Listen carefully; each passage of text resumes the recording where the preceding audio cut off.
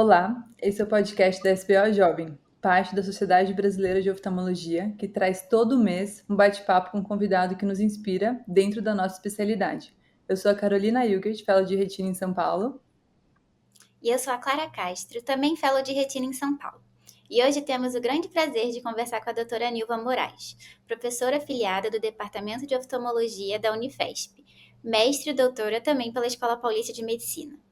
Ela consolidou uma carreira marcada pelo ensino, fazendo parte da formação de gerações, e atualmente da minha.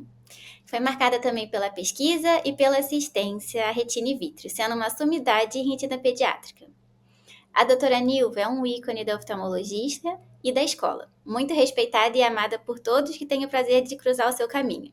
E um pouco temida também pelos R1s, mas é só até eles descobrirem seu coração tão generoso, doutora. Estou muito feliz que a senhora está aqui, obrigada.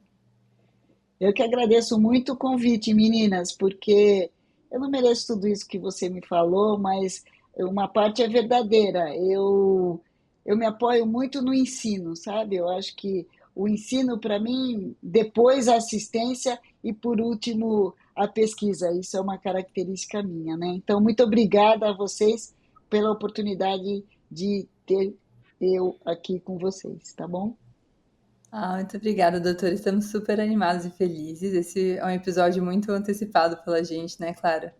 E nesse contexto, né, que a Clara trouxe, você participou da formação de gerações e acompanhou também a mudança no perfil dos jovens oftalmologistas e todos os avanços que a oftalmologia absorveu. E nesse contexto a gente queria saber o que de positivo e o que você acha que precisa ser reforçado na formação médica atual.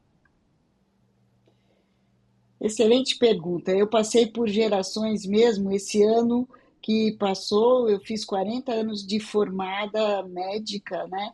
E então entendam que eu passei por várias mudanças dentro da oftalmologia, desde a extracapsular, da facoemulsificação, das lentes, todos os tipos de lente intraocular, dos lasers, do microscópio, na retina, então, da grande angular, então, muito mudou. O que sempre perpetua é a vontade dos médicos, em especial os residentes em fellows, e crescer. Né? Eu acho que isso ainda se mantém vivo. O que eu sinto um pouquinho agora, meninas, é que os nossos jovens estão estudando menos do que eu gostaria. Eu tenho vontade de dizer que ficar junto com os médicos mais experientes é um tipo diferente de estudo, né? Porque os livros estão aí, a biblioteca, a inteligência artificial, mas a experiência que cada um dos mais velhos podem passar para os mais novos, isso eu ainda acho que não tem muita liga entre os mais novos acompanharem os mais velhos, né? Mas realmente eu passei por muitas mudanças positivas, meninas, só para frente, nunca retrocedemos. Mas o que eu sinto é que os jovens estão estudando menos, talvez pela facilidade, né? Na minha época era mais difícil você acompanhar as evoluções, mas agora a gente falta aquela liga do mais novo com o mais velho. Eu sinto isso nos dias de hoje. Isso é muito importante. Inclusive, eu queria muito trazer a senhora como convidada, porque tem várias coisas que a senhora fala no dia a dia que, assim, entram na minha cabeça e eu acho que eu vou levar para a vida. E então, até várias perguntas são nesse sentido, que eu quero que a senhora fale essas coisas que a gente tem a sorte da senhora falar para a gente, para os jovens aqui da SBO. E aí vamos lá, apesar da senhora ser uma super especialista em retina, uma referência em retina pediátrica e HOP, eu não me canso de surpreender, por exemplo, no Greyhound, quanto a senhora sabe sobre todos os assuntos, sempre muito atualizada das diversas áreas do oftalmo, e também sempre chamando a atenção da importância de ser um bom oftalmo geral antes de ser um especialista. Fala um pouquinho sobre isso. Excelente, Clara. Isso é realmente uma vontade minha, que eu acho que antes de você escolher uma especialidade, você tem que se aprofundar em todas, né? O Greyhound foi uma vivência minha importante para a minha vida, porque como você vê vários casos de diferentes especialidades, eu me senti e me sinto na obrigação, entre aspas, de estudar sobre elas, né? Então, apesar de eu não é a minha primeira escolha fazer estrabismo, mas a gente tem que saber que o estrabismo existe e que a gente precisa fazer o diagnóstico. Pode ser que eu não vou, e não vou mesmo, tratar esse estrabismo, mas a gente tem que saber que o estrabismo pode ser tardio, pode ser precoce, pode ter que usar botox, pode não ter. E isso muito me fez crescer quando eu fui chefe do pronto-socorro. Eu fui chefe do pronto-socorro por 20 anos. E o pronto-socorro realmente é uma experiência única para a gente, porque aí a gente tem que ter o raciocínio rápido, porque é ali que a gente vai fazer o diferencial. E esse raciocínio rápido você tem que estudar. Não dá para você querer não enxergar o que está te mostrando. Então, vocês veem que no ambulatório eu sempre falo, tem que fazer teste pupilar, né? Então, às vezes, claro, às vezes o paciente chega dilatado e não dá para ver, mas no pronto-socorro, antes de dilatar, tem que fazer o reflexo pupilar, tem que fazer a motilidade extrínseca para ver se tem alguma limitação. Não é, e como você falou, eu sou especialista em retina, mas a retina é o fundo do olho. Então, antes de chegar no fundo do olho, a gente tem que passar pela frente do olho. Eu sempre brinco com vocês, né? Vocês podem fazer a especialidade que quiser, sem ofensa, mesmo plástica ocular, mas tem que saber fazer o diagnóstico de uma oclusão de veia central, de uma retinopatia diabética, porque esse nosso diagnóstico, mesmo que o paciente tenha ido para tratar uma blefarofimose ou uma pitose, ou que ele tenha ido tratar uma obstrução da via lacrimal, a gente tem que fazer o exame completo para ajudar. Imagina se o paciente vai comigo para fazer um tratamento, para fazer um exame de refração, não preciso ir até o fundo, né? E na refração você vê que o paciente usava um óculos X e ele aumentou para 2x em um período menor do que um ano. Isso não está certo. E assim, vamos prescrever o óculos? Não, nós vamos investigar o porquê que ele tem essa visão que até pode chegar a 20/20 mal. Mas ele pode ter, por exemplo, puxando a sardinha, uma catarata, né, que ele não tinha reconhecido. Ele pode ter uma serosa central, que muda a refração do paciente, e na realidade não é um problema que ele vai se queixar para a gente. Por isso que eu brinco que eu acho que antes da gente chegar no fundo do olho, a gente tem que saber a frente do olho. E no dia a dia a gente vê muito mais comumente refração e doenças externas oculares, né? Então, por mais especialista que a gente vai ser, a gente vai ter olho seco. Então, vocês sempre sabem que as novas medicações de tratamento, tipo para glaucoma, né, pode mudar a superfície ocular do paciente e ele ter uma piora do quadro de superfície porque a gente indicou um colírio e ele está super bem do tratamento do glaucoma, né? Então, isso são exemplos de por que eu brinco com vocês dessa maneira, né?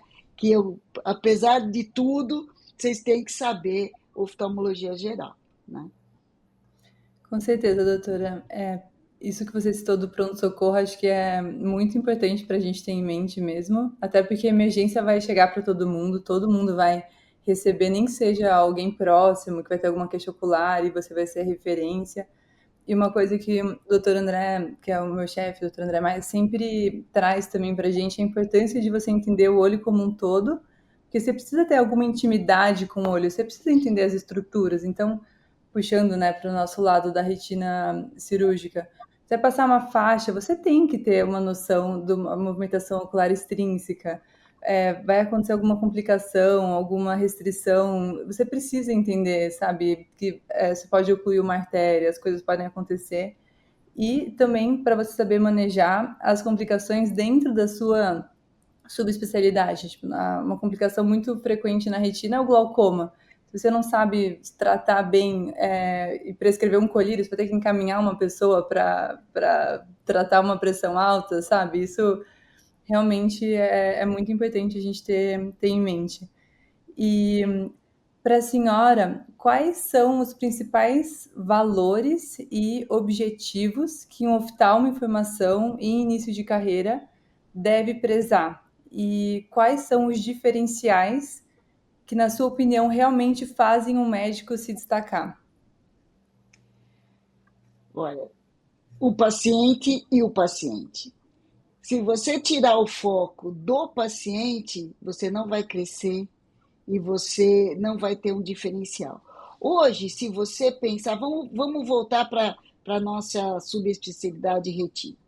Hoje, qualquer lugar que você vá, você tem um retinógrafo de ponta, você tem um OCT de ponta, você tem um tratamento de laser, de aplicações de anti-VEGF ou de corticoide. Então você vai chegar para mim e falar: poxa, Nilva, eu estou acabando a minha formação e eu vou ter um mercado de trabalho junto com todos esses profissionais que têm um, um, um OCT, uma anjo e todo esse material de retina. Qual é o diferencial? Primeiro, para qualquer especialidade, eu citei retina, né? Mas depois eu vou voltar nas outras coisas. Primeiro, entender o exame que você pede, tá? Isso a gente volta, então, na clínica médica, né? Para que eu vou pedir um exame de hemograma se eu não sei ver o que o hemograma está me dizendo? Então, é a mesma coisa para nós, né? Eu vou pedir um Pentacam porque eu estou pensando em indicar uma cirurgia refrativa para o meu paciente, que é o melhor que ele tem naquele momento. Se eu não sei interpretar o Pentacam, por que eu vou pedir? Então, a gente primeiro tem que olhar o paciente. Segundo, pedir os exames e saber interpretar o que cada um desse exame diz e o que ele vai trazer para a gente de complemento. Então, o Pentacam mostra que o paciente tem uma alteração da curvatura anterior da córnea. Poxa, esse aí precisa fazer um diferencial com doenças equitásicas da córnea. Então, a gente já deu um direcionamento. Então, a primeira coisa na mente de todos nós, e principalmente dos iniciantes, quer dizer, não iniciantes não, mas que acabaram de completar a sua formação, é ver o paciente. Porque às vezes, meninas, o paciente chega com uma pasta de exame desse tamanho. E ninguém contou para ele que, apesar do tratamento, a visão não vai melhorar. E aí eu volto no diabético, né? O diabético descontrolado talvez seja uma pedra do nosso sapato, né? Porque ele acha que tudo vai melhorar ele tratando, mas que o olho não melhora porque a culpa é da gente, né? Então, essa conversa que a gente tem com o paciente de tudo tá certo, todos os exames que ele fez tá ok, vem lá com o calhamaço, mas a gente tem que explicar o quê? O seu tratamento é laser. Só que o laser não é para você enxergar melhor, é para você estabilizar a doença. Eu citei da retinopatia diabética. E às vezes todos os exames que ele fez estão corretos, mas ninguém parou para ouvir o que o paciente tem para dizer. Então, eu acho agora, nos dias de hoje, mesmo nos médicos mais velhos na profissão, não só os meninos como vocês e os demais meninos que estão comigo, tem que parar para ouvir o que o paciente tem para dizer. Então, a minha dica final é: parem para ouvir o que o paciente tem, porque ele traz a pastinha e está tudo certo. Foi feito foi feito o Pentacam, foi feita a biometria, foi feito o potencial visual para ver se a catarata interferia mesmo na acuidade visual final. Foi pedido o OCT, foi pedido. Então ele vem com a pastinha, só que você pergunta para ele: e aí, senhor, o que o senhor tem? Aí ele fala: não sei. Então, esse ponto eu acho que é um fator de piora. E eu brinco com os meninos o seguinte: quando a gente é recém-formada, você trabalha em qualquer lugar, né? E aí você ganha uma miséria, né? Então, para valer a pena você atender nesse lugar, o que, que você faz? Aumenta o número de pacientes para atender, porque aí você atendendo um monte, mesmo ganhando pouco por paciente, mas você atendeu muito, então vai valer a pena. E aonde para isso? Para no relacionamento médico-paciente, porque para você atender bem, 15 minutos não dá para atender, 10 minutos não dá para atender. Então, mas você vai falar, pô, mas eu estou no começo de carreira, então assim, se eu estou no meu começo de carreira, o que que eu fiz? Eu trabalhava no PS, porque o PS, eu tenho que ter raciocínio rápido e eu não tenho tempo de pedir exame, né? Lá no PS eu não vou poder fazer OCT nem nada, a cuidado visual, o segmento anterior, reflexo pupilar, motilidade, fundoscopia, e eu tenho que raciocinar naquele momento com esses dados. Então, isso é o que eu sinto falta muito no decorrer dos meus anos, é o relacionamento médico-paciente que está pior. E aí eu mesma vou lançar uma pergunta que todo mundo me faz: e a inteligência artificial, doutora Nilva? E a inteligência artificial? A inteligência artificial nunca vai estar entre o médico e o paciente, nunca. A inteligência artificial vai trabalhar com a gente, mas não no lugar da gente, porque nenhum protótipo vai conseguir conversar com o paciente e entrar na parte emocional dele. Isso é muito importante, na minha opinião. Com certeza. E, doutora, entrando nisso que a senhora falou de escutar o paciente, tratar o paciente, queria fazer uma pergunta que, assim, a senhora é muito acadêmica, estimula a gente a estudar, mas ao mesmo tempo muito realística e prática. E fala que a gente tem que tratar o paciente de forma individualizada, entendendo de onde ele vem, para onde ele vai, porque assim, só assim a gente vai dar o melhor tratamento. E como que a senhora encontra o equilíbrio entre o que está no artigo e entender o paciente que não é o do protocolo, né? Como a senhora fala. Isso eu falo sempre mesmo, meninos. Meu paciente não é de protocolo, meu paciente não é americano, meu paciente ele, ele é individualizado mesmo. Então, eu não posso querer encaixar meu paciente no protocolo, porque ele não faz nada que a gente pede, né? Então, isso, o melhor exemplo é o diabético mesmo, né? Quando ele fica com uma colopatia, ele sabe, bom, então eu já sei que se eu piorar, eu vou lá, faço uma aplicação e vou melhorar e vou continuar comendo os meus pudim e não vou ter nenhuma limitação. Eu acho que o grande equilíbrio é valorizar o, o médico com o paciente. Eu sou muito prática, como vocês que me conhecem sabem. Eu acho que o paciente tem que ser esclarecido, o paciente tem que saber que o protocolo existe, mas que ele não entra nesse protocolo. Ele tem que ser submetido a um tratamento para ele, que é diferente do vizinho. Porque lá no ambulatório, vira e mexe, chega paciente, no consultório privado também. Mas meu vizinho tratou com essa medicação, por que que eu não posso tratar? Então, isso tudo, porque o vizinho era do protocolo, mas ele não entra no protocolo. Mas ele tem medicamentos e tratamentos que vão funcionar para ele do mesmo jeito que o do vizinho.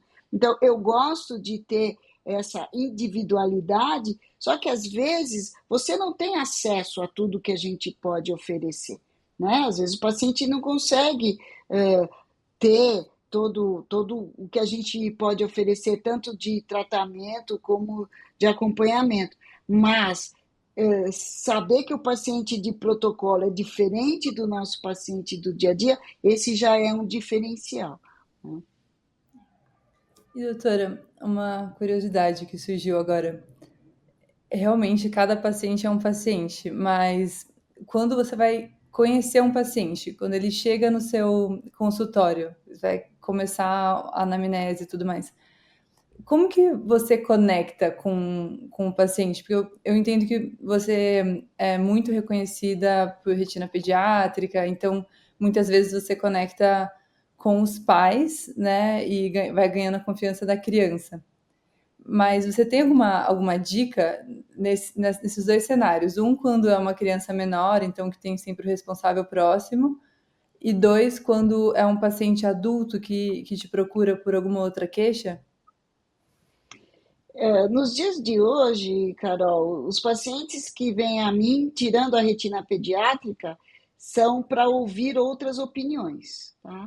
Em geral, eles são referidos pelos próprios pais e tios e amigos do bebê que eu cuidei, né? Então, isso é uma realidade que você cuidar de bebê desde o berçário tem um vínculo com a gente que deixa o plano médico, passa a ser um plano amigo mesmo, sabe? Então, quando você tem esse plano, a confiança é muito superior, tá?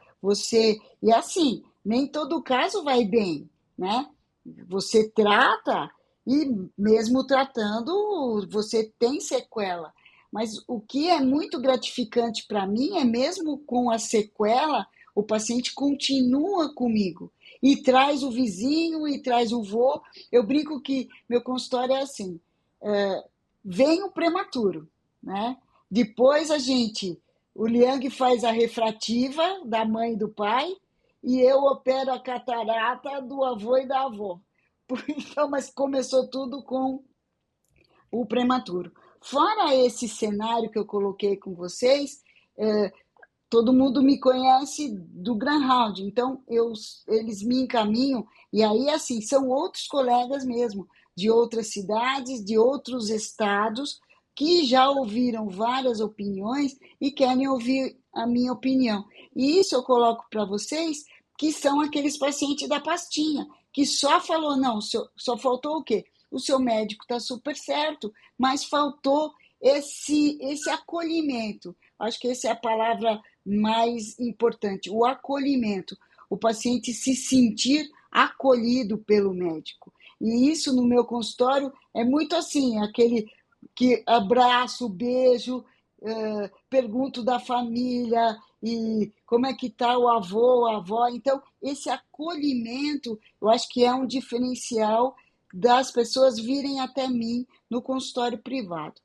No serviço público, lá na escola, eu sou muito dura às vezes, sabe? E os médicos falam isso para mim, porque eu sou realista. Eu não vou dar falsas esperanças. Às vezes o paciente vai lá com a malinha achando que vai resolver tudo, né? Já vem com a roupinha para se internar e fazer o tratamento. Então, às vezes o paciente fala para o outro: Nossa, aquela chefe lá, ela é muito dura. Eu falo, não sou dura, eu falo a verdade. Então, não acho que isso seja não acolhimento. Eu acho que é um acolhimento diferente para o paciente saber da limitação do problema que ele tem. Então, são dois acolhimentos, na minha opinião. O acolhimento da verdade e o acolhimento de abraçar e beijar mesmo. Então, são dois acolhimentos que caminham juntos, né?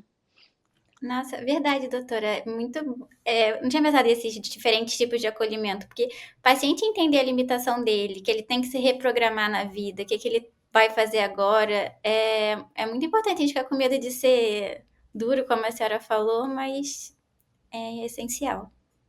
Eu acho que exige muita sensibilidade, né, doutora, para você saber o momento de falar, o momento de silenciar. E eu tive, né, através do Fellow, a oportunidade de acompanhar algumas consultas suas.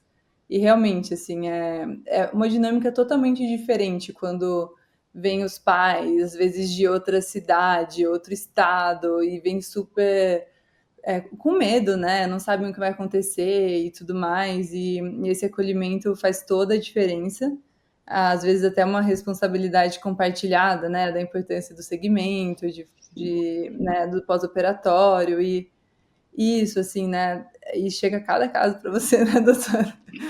Chegam umas É coisas assim, verdade. meu Deus, realmente, tem que ter certeza que tá todo mundo na mesma página, porque assim, são umas coisas que, meu Deus. Mas é E verdade, principalmente sim. tal, né? Essa coisa de ouvir outra opinião de outros estados, né, e de outros lugares, é importante também no crescimento meu também, sabe?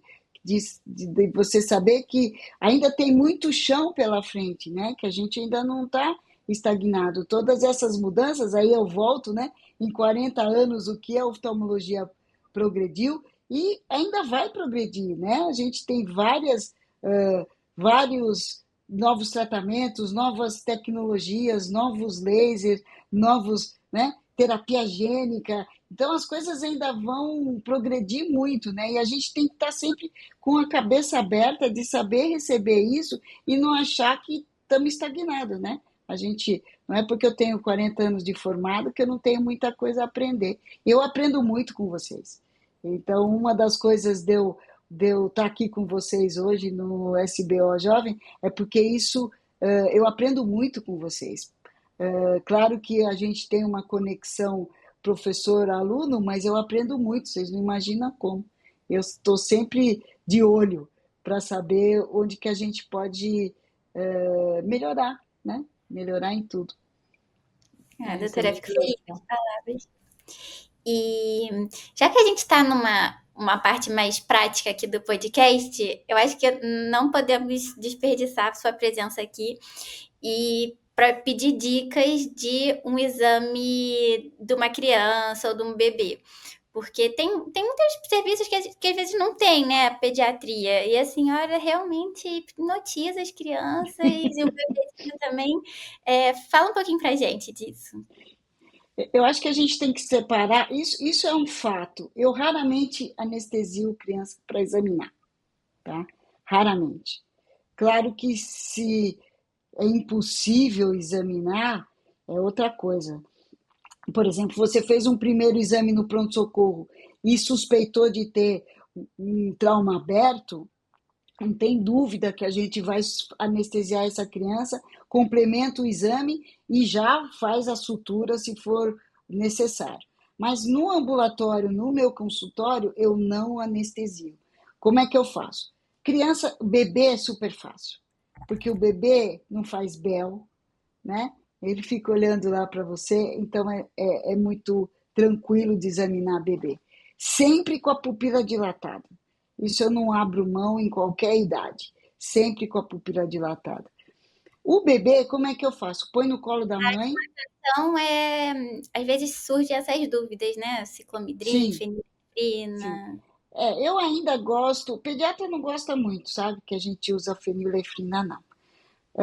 Se você está no consultório, você pinga o colírio, conta os minutos e você pinga o tropicamida a 1%, você conta os minutos e chama o paciente. Isso às vezes não dá, às vezes você está atrasada, aí quando você chama, já passou o efeito da dilatação, você tem que pingar de novo, né? Aí é pior ainda, porque a criança já chorou, vai chorar mais. Então, eu gosto bastante, o meu método é esse mesmo, é midriacil, tropicamida meio com fenilefrina 2,5. Nesses anos todos eu não tive nenhum problema com dilatação, tá? Nenhum. Tivemos com o ciclopentolato, mas eu não uso ciclopentolato em nenhuma criança. Os oftalmopediatras que me desculpem, mas eu acho que a refração nem vai mudar tanto se eu dilatar com tropicamida do que com ciclopentolato. Pode ser no estrabismo, mas no dia a dia não vai mudar. Então, sempre com a pupila dilatada. O bebê eu ponho no colo do pai, ou colo da mãe, no joelho, né? No joelho. E eu peço para a mãe abraçar a criancinha e um dos médicos ajuda eu segurar a cabeça. No consultório, como eu sou sozinha, quem segura a cabeça é a mãe. Então, o pai segura as perninhas, a mãe segura a cabecinha, e eu, a princípio, eu só abro e faço a oftalmoscopia indireta. Se eu não conseguir ver, o que eu falo? Eu chamo o pai, a mãe, falo, eu vou precisar usar o blefarostato. tá? Eu mostro o blefarostato, eu até pergunto, você quer que eu ponha em você para ver? Pingo uma gotinha de colírio anestésico, coloco o bléfaro e dá para examinar numa boa. Preocupação, fenômeno vagal. Você pode ter isso com a criança, quando você está tendo depressão escleral, qualquer coisa assim. Você pode ter, mas criança é muito raro porque o tempo é muito curto que a gente vai examinar. Então, eu não me preocuparia, mas se você se preocupar, você pode se preocupar. Eu não me preocupo. Às Criança vezes maiorzinha. sai o desmaio da mãe vendo a criança com o olhinho Isso. aberto. A mãe e a avó, então, você nem imagina. A avó. A avó acho que é a pior de todas. Criança maiorzinha. Eu acho que a pior criança para examinar é a de 2 anos. Porque a de 2 anos não entende o que você vai fazer, né? Já chorou porque você pingou colírio, já é mais resistente, então você fica mais difícil, mas a técnica eu faço agora diferente. Senta no colo da mãe, de costas para o peito da mãe, a mãe abraça, o pai segura a cabecinha e aí eu vou examinar. Se eu não consigo ver a periferia com 2 anos, não me preocupa tanto, porque provavelmente já está tudo vascularizado. Então, eu não uso bléfaro, eu não uso depressor. A criança acima de 3 anos, aí você consegue explicar o que você vai fazer. Você põe o capacete, faz o exame na mãe, né? Sem dilatar, claro. Faz o exame na mãe, faz o exame no pai, mostra como é que você vai fazer nela, tá? Então, isso ajuda muito. O que ajuda bastante é quando tem o irmão junto. Porque aí você examina o irmão e a irmã vê, depois você examina a irmã e o irmão vê, e aí isso quebra um pouco. E apesar dessa minha voz maravilhosa, eu canto, tá? Eu canto as musiquinhas, todas as musiquinhas que de criança. Eu sei todas, você pode me perguntar. Eu sei e eu canto. Talvez por essa minha voz, acho que eu hipnotizo as crianças mesmo. Porque a voz é tão fina cantando música da galinha pintadinha, eu acho que a criança fica esperando o que, que vai acontecer. É isso que eu faço. Anotaram, gente. Tem que anotar. Anotaram que E, precisa ir ver a galinha pintadinha. doutora, como era, acho que isso é uma curiosidade curiosa mesmo, como, qual era a sua ambição ou objetivo para sua carreira durante a residência? Você achava que você ia seguir esse caminho da retina pediátrica? Excelente pergunta essa. E eu gosto de falar porque quando eu estava terminando, eu quando prestei oftalmologia, eu prestei pediatria e oftalmologia. Então, na USP eu prestei pediatria, na escola eu prestei oftalmologia, foram os 2 lugares que eu prestei residência. E eu passei nas duas, e juro que fiquei muito na dúvida do que fazer. Eu acabei indo para oftalmologia porque é clínico cirúrgico, né? Então eu acabei indo. Quando eu estava terminando a residência, eu queria fazer glaucoma, tá? Glaucoma e depois a minha ideia era fazer glaucoma congênito, porque tinha o José Ricardo Heder, que foi nosso professor e já faleceu, e ele tinha um serviço muito bom de glaucoma congênito, sabe? Então eu queria fazer, mas eu não fui aceita para ficar no glaucoma. E aí, o Pedro Paulo Bonomo chegou para mim e falou assim: quem vai fazer glaucoma? Nada. Você gosta de oftalmologia geral? Vamos fazer retina, porque retina tem muita relação com a clínica médica, né? Tem muita coisa que você gosta tanto de clínica médica, então vamos fazer retina. Então, por isso que eu fui fazer retina, porque eu não fui aceita no glaucoma, porque eu queria fazer glaucoma congênito. E aí acabei indo para a retina, que foi a melhor coisa da minha vida. Então, a minha ambição, como era residente, eu ia fazer glaucoma, depois eu ia fazer glaucoma congênito, aí ia fazer uma especialização fora, mais curta, que foi tudo que eu fiz na retina. Eu acabei fazendo retina, Então eu fiz R3 geral, aí eu fiz uh, retina. Não tinha essa coisa de fellow antigamente, né? Você chegava lá, atendia todos os dias. Eu tive a oportunidade de acompanhar, por isso que eu falo para vocês que eu sinto isso, né? Dos jovens não acompanhar os mais velhos. Eu tive a oportunidade de acompanhar o Pedro Paulo Bonomo, eu tive a oportunidade de acompanhar Alcides Rirai, Fausto Uno, que fez um diferencial muito grande na minha vida, Michel Fará, que já é da geração que vocês conhecem.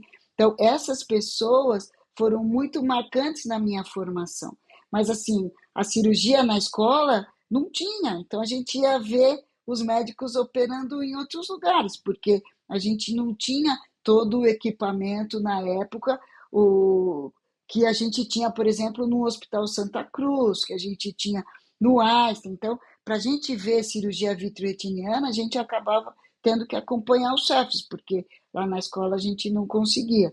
E aí eu conto o porquê da minha ida para a retina pediátrica.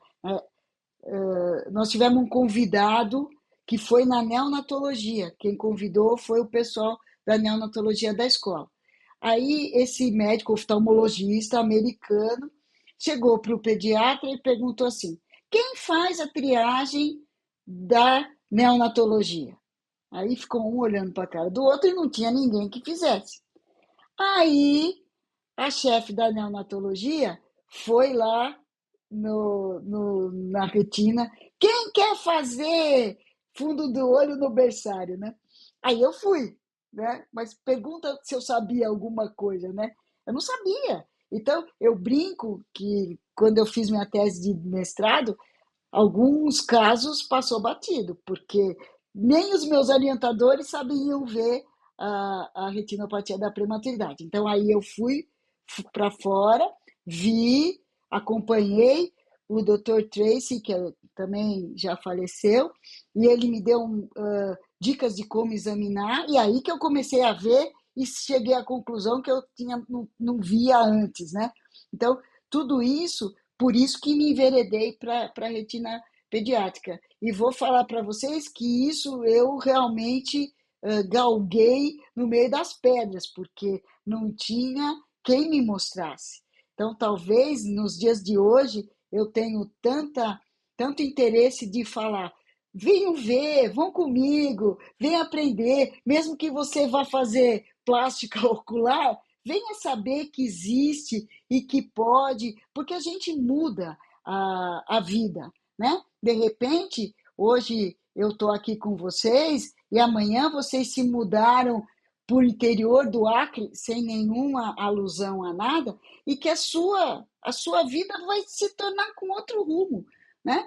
Poxa, eu, Nilva, pensei em fazer glaucoma congênito, apareceu uma oportunidade na minha vida, mudei todo o meu cenário, né? Porque foi uma oportunidade na minha vida que mudou. Então, por isso, mais uma vez, eu bato na tecla que a gente tem que ser generalista. Adoro retina pediátrica? Sim. É o que eu mais faço? Sim. Mas não posso deixar de lado. Quem me diz que daqui a pouco eu tenho que mudar para Limeira, que é a minha cidade natal, no interior de São Paulo, e aí eu vou ter que fazer transplante de córnea? Eu faço. Eu faço. Não, mas não é a minha formação primária, né? Eu acho que chamar a atenção disso que a senhora falou, eu acho que a nossa geração, às vezes, é muito focada, assim, que tem que chegar naquela meta, já faz os planos. Eu acho que você tá aberto para as oportunidades que surgem é muito importante, que às vezes os caminhos vão aparecendo e podendo te levar mais longe. Eu passei por isso agora, né? Às vezes eu entrei com a cabeça em uma coisa, mas eu fiquei aberta às outras opções e com mais embasamento, né, a gente vai fazendo talvez melhores escolhas. Isso, É, isso é isso muito verdade, porque os caminhos se mostram, mas você é mais maduro para entender o que esse caminho está te levando, né? É diferente quando você é R1, que eu não converso com R1, e quando você é R3, né? Mesmo a sua performance no simples exame de oftalmoscopia binocular indireta, sua performance é muito melhor. Então, isso eu acho que a gente tem que ter a cabeça aberta mesmo para, pô, de repente, Carolzinha casa com um magnata de Dubai, vai ter que mudar para Dubai. E lá em Dubai não dá para ela operar porque ela é mulher, mas ela faz as outras coisas muito bem feitas. Faz aplicação, faz laser. Então, tem que estar aberto para ver as novas oportunidades que a vida nos apresenta, principalmente vocês do SBO Jovem, né?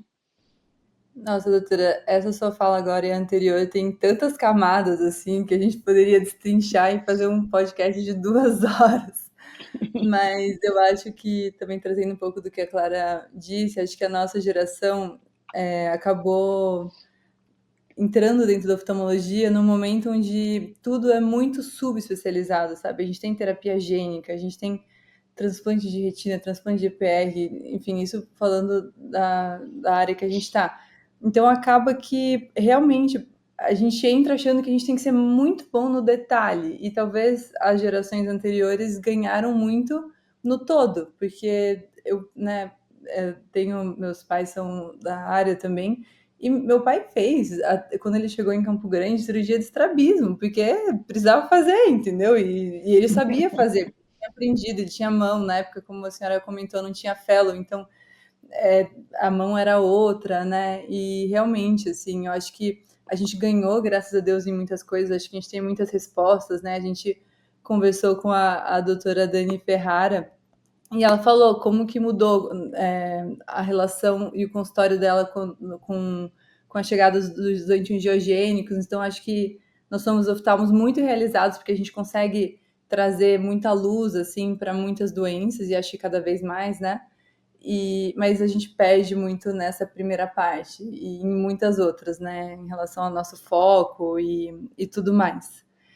E eu, né, a gente já passou, né, claro, por essas dúvidas no R3, e pensando nas subespecialidades e também considerando a sua experiência nos Grand Rounds e também a sua experiência com os R3 e com essas pessoas, quando um residente no terceiro ano, assim, chega para a senhora perguntando qual caminho deve seguir e tudo mais, o que que você enxerga como mais importante para a pessoa fazer uma escolha boa, uma escolha feliz?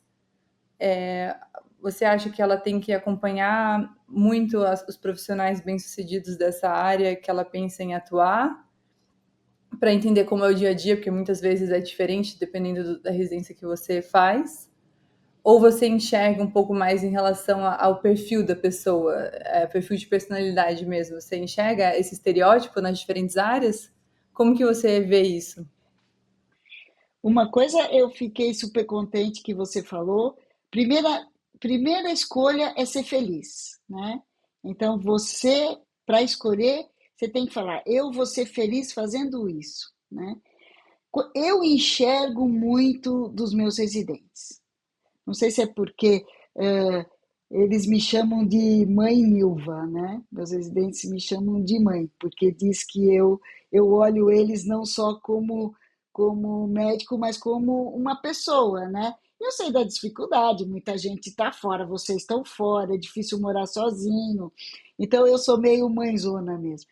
E eu consigo enxergar esse potencial de crescimento no residente em diversas áreas. E eu já falei para alguns deles, eu quero fazer retina. Eu já cheguei e já falei, você não tem o perfil de retinólogo, tá? Então é melhor você ver outro perfil que te atraia. Porque tem uma fase da vida que o que norteia a escolha é retorno financeiro. E se você for olhar a retina nos dias de hoje, né, ela tem um bom retorno financeiro. Mas é uma carreira sacrificante, né? A gente, no dia a dia, a gente não pode também ter o viés dos nossos chefes, que já estão bem estabelecidos. Mas a gente tem que pensar o que eu vou fazer quando eu acabar o meu fellow, né? Então, se eu gosto de retina, Sim, mas se eu gosto porque eu vou tratar um doente crônico e que eu não vou ter visão 20/20 e que eu vou ficar uma fase boa e depois ele chega, piorou. Então, é assim, tem que ter isso na cabeça. A mesma coisa que eu falo é do glaucoma. O glaucoma é doença crônica. Então, eu vejo muito o perfil dos meus meninos hoje inclinados para ver o quanto a gente vai ter de retorno financeiro, né? Então, se você colocar item por item das especialidades, o que seria mais abrangente seria as doenças externas mesmo, né? Porque você, como eu brinco, tem os transplantes de letrinhas, né? Que é tudo DALC, DIMEC, DISAEC, né? Que é, e você consegue tratar superfície, você trata úlcera de córnea. Então, se eu for colocar num generalista, o que mais enquadra é nas doenças externas, né? Mas a minha paixão pela retina, eu acabo influenciando muita gente para vir para a retina porque pela minha paixão. Mas eu acho que a gente tem que sentir felicidade no que vai agir. Então, se o paciente merece um pouco mais de cuidado, o médico recém-formado também merece um pouco de cuidado. Porque, como você falou, às vezes tem uma gama tão grande de opções, né, que você envereda por alguma porque você achou que ali vai te trazer um retorno diferente, às vezes não é isso, né? Então, ter a, a oportunidade de mudar, e aí eu parabenizo a Clara por isso, de chegar e falar, eu gosto disso, mas eu não gosto disso. Então, eu vou enveredar para esse lado, porque é o que vai me trazer mais felicidade. E tudo se você gosta, tem muitas especialidades, você gosta da clínica, mas não gosta da cirurgia, né? Só não pode não gostar de operar catarata, né? Porque aí não tem jeito, né? Mas você pode gostar de doenças externas, mas não gosta de fazer transplante, né? Nem de MEC, nem de ISAEC, nem DALC, mas você gosta de tratar uma blefarite, fazer diagnóstico de uma úlcera de córnea por acantameba, você gosta desse lado e você vai ser feliz desse lado. Então, eu, eu costumo olhar para o meu residente e falar: você tem perfil disso. E se ele não tem e escolheu, eu falo: não faça, porque você não tem esse tipo de perfil. Eu já mudei algumas histórias na minha vida de vivência com residente, que eles me agradecem até hoje, já pais de família, casado, com filho, e, e me agradece porque estava enveredando por outro lado que não ia trazer felicidade, né? Sim, doutora. E agora, para fechar, tem algum conselho que a senhora gostaria de dar para encerrar esse episódio, ou um legado que a senhora gostaria de deixar? Conselho é difícil, né? Porque, que nem falo o ditado, se conselho fosse bom, ninguém dava, né? Vendia. Mas primeiro eu sou feliz de estar aqui e ver o crescimento de vocês. E então eu quero deixar como legado que vocês continuem fazendo o que gostam. Não tenham medo de desafios, porque a carreira médica é um desafio constante, né? Então não tenham medo de enfrentar desafios. E não tenham medo de errar, porque às vezes você planeja direitinho, né? Eu vou fazer isso, o paciente está lá, eu fico de novo na retina. O paciente é diabético, eu fiz angioflúor, está cheio de área de má perfusão, aí eu vou fazer o laser. Aí você está fazendo o laser, o paciente sangra, né? Puxa vida, fui eu que causei. Não foi você que causou. Ia acontecer mesmo. Então, está preparado para essas pequenas intercorrências que são percalços da vida, né? E não desistam nunca.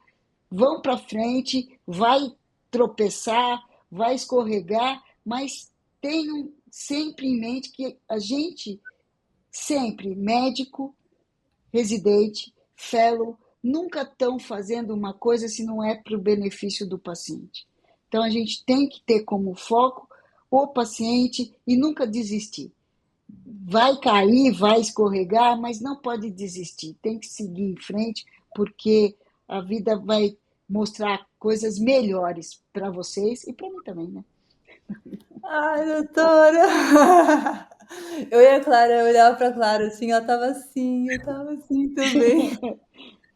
Eu acho que Mas se que nós bom. já éramos fãs, acho que agora consolidou e, enfim, acho que o legado que a Clara te perguntou depois desse episódio e depois do contato que muitas gerações tiveram com a senhora, ele é muito claro, assim, é um legado muito verdadeiro, muito humano, mas ao mesmo tempo muito firme, que eu acho que a gente precisa também de uma autoridade, Puxão de orelha. de uma pessoa que eleve a barra para a gente realmente querer fazer bonito. E eu só posso agradecer em nome da Clara, em nome da SBO Jovem, pela senhora ter aceito esse convite. Eu sei que o seu tempo é muito, muito, muito precioso, né? Cada dia mais precioso. Então, muito obrigada por ter tirado esse tempinho à noite ainda para conversar com a gente e dividir tantas coisas da sua vida, da sua história. E também fica aí um convite para as muitas pessoas que eu espero que assistam esse episódio e tenham esse privilégio, que a doutora Nilva é uma pessoa muito acessível, então conversem com ela é maravilhosa, vale a pena. Enfim, e só muito obrigada mesmo, doutora. A admiração só cresceu depois desse episódio, então, meu Deus, eu e a Clara, a gente está assim, babando aqui. Eu que agradeço da oportunidade de estar com vocês, né? Porque é um bate-papo muito produtivo, né? Tanto para vocês como para mim. Espero que o pessoal que vai ouvir a gente tenha aproveitado e tenham realmente fé na carreira e fazer o melhor e nunca desistir, porque a gente está no lugar certo, no momento certo.